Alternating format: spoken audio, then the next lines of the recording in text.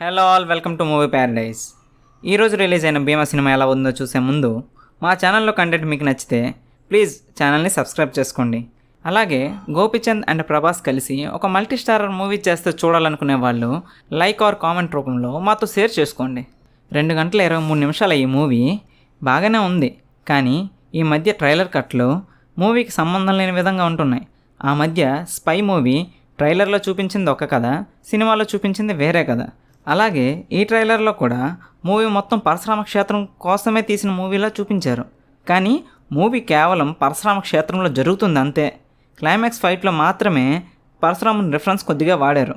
Movie స్టార్టింగ్లో ట్రైలర్లో చూపించినట్లే పరశురాముని క్షేత్రం పుట్టుక వివరించే వాయిస్ ఓవర్తో స్టార్ట్ చేసి తర్వాత వెన్నెల కిషోర్ రోహిణీల కామెడీ సీన్స్, ఒక రెగ్యులర్ కమర్షియల్ మూవీలా హీరో ఇంట్రడక్షన్ ఫైట్, తర్వాత సాంగ్, తర్వాత హీరోయిన్ మాలవికతో లవ్ సీన్స్, ఇలా ఫస్ట్ హాఫ్ అంతా కూడా ఒక కమర్షియల్ మూవీలాగే అనిపిస్తుంది.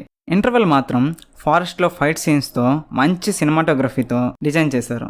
సెకండ్ హాఫ్లో మెయిన్ స్టోరీని ప్రజెంట్ చేశారు. బ్రదర్స్ మధ్య బాండింగ్, పిల్లల కిడ్నాప్లు, ఇలా చాలా ఎలిమెంట్స్ ఉన్నాయి సెకండ్ హాఫ్లో. ఎగ్జిక్యూషన్ కూడా బాగుంది, కానీ స్క్రీన్ ప్లే వల్ల ఆడియన్స్కి కన్ఫ్యూజింగ్గా ఉంటుంది. ఫైనల్గా క్లైమాక్స్లో అన్నిటినీ రివీల్ చేసి క్లారిటీ అయితే ఇచ్చారు. మీకు ఫైనల్గా మూవీ అర్థమైతే మాత్రం మూవీ మీకు నచ్చుతుంది. ఇంకా పర్ఫార్మెన్సెస్ ఎలా ఉన్నాయంటే, మాస్ హీరోగా గోపిచంద్ చాలా బాగా చేశారు. Action elements and dialogue delivery కూడా బాగున్నాయి. హీరోయిన్స్ మాలవిక అండ్ ప్రియా భవానీ శంకర్ వారి క్యారెక్టర్స్ వరకు వారు బాగానే చేశారు. And other characters Naresh, Chammak చంద్ర, నాజర్, పూర్ణ, రఘుబాబు, ఇలా ప్రతి ఒక్కరూ వారి వారి క్యారెక్టర్స్ వరకు బాగానే చేశారు. ఇంకా తెర వెనుక ఉన్న director and dance choreographer Harsha తన పని తను బాగానే చేశారు. Music and BGM by Ravi Basrur is good. Songs అంతగా క్లిక్ అవ్వకున్నా బీజిఎమ్స్ మాత్రం బాగా ఇచ్చారు. Fights and stunts choreography by Ravivarma and Ram Laxman is good. VFX by Elangovan కూడా క్లైమాక్స్లో ఆకట్టుకునేలా చేశారు.